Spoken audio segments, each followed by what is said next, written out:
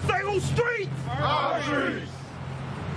Say on streets. And made it. Right. Made it. Whose streets? Our streets. Word on the beat, word on the beat, word on the beat. Time after time after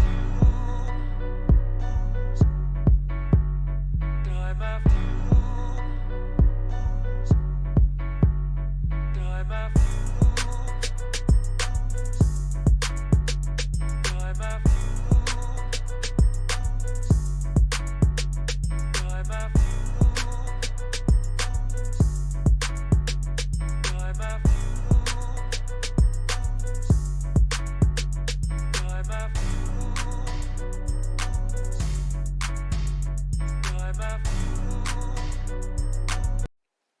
What up, what up, what up? It's your boy Bazz, and you're here with ENDS Podcast. And you know, every day we talking about either testimonies, tips, stories, or just, man, any and everything about the hustle, the grind, and level up, man. I can't even think about it all off the top of my head. But today I got something here special for y'all. Today I want to talk about starting a business, having a mindset of a business, and what's the difference between an LLC and a sole proprietorship. See, now the funny thing about it is a lot of people be like, oh, how do I start a business and how do I do this? How do I do that? No, the real thing that you're asking is how do I be prepared as a business owner? How do I operate and run myself and conduct myself as a business owner and as a business?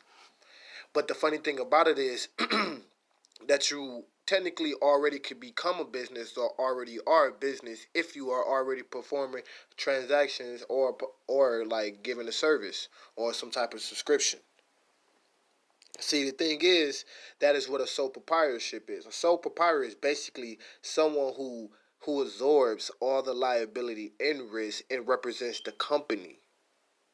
You follow me? That means so when you go open up a bank account, you're using your social, your private information, and as well as when you go take things out, as far as your business, credits, all that type of stuff, all that stuff will be based off of your credit history, your credit score, and also like your social security and what your financial stability look like. Now, on the flip side, when you have an LLC, which means limited liability, the company is responsible for any legal obligations and also financial as well. But that also means that you will have to represent. You will be the sole member. So say if you was to start an LLC, if you was to go from sole proprietorship into an LLC and you are still the only owner, you will be the sole member. That is what they call it. The technical term will be a sole member. And by being a sole member, you have access to all of the financial documents and can act as representation of the LLC. So the difference is that once you become an LLC, you will get from the IRS is what we call an EIN. You might see that when you filled out your W-2s before, but that is basically the social security number for your business. Now, since this is fresh and brand new, it's just like a person without any credit history. You're still going to need a cosigner or someone else with some type of credit history until you build that up. Now, we can say that for another video because it's numerous ways how you can build up your business credit by getting a secure business credit card or by just getting certain subscriptions or certain services that you already have now in your business name that you know for a fact would do or die situation that you're going to pay those bills.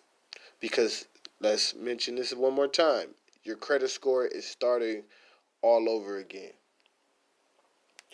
So that is another key thing. And also another big thing is doing business as. When you are a sole proprietor, you might have to purchase your own doing business as.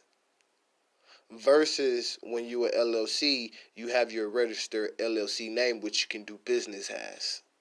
Now, doing business as name can cost anywhere from $50 to $100 or more, depending on your state.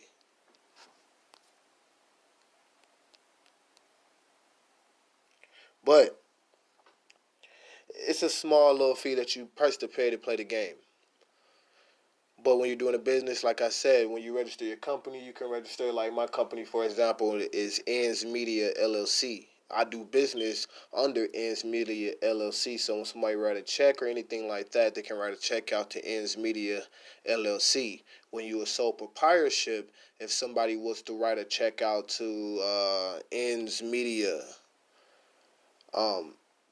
unless I have proof or legal documentation that I can do business under that name, it's going to be nearly impossible for you to cash that check because you have no legal documentation proving that you are operating under this assumed name.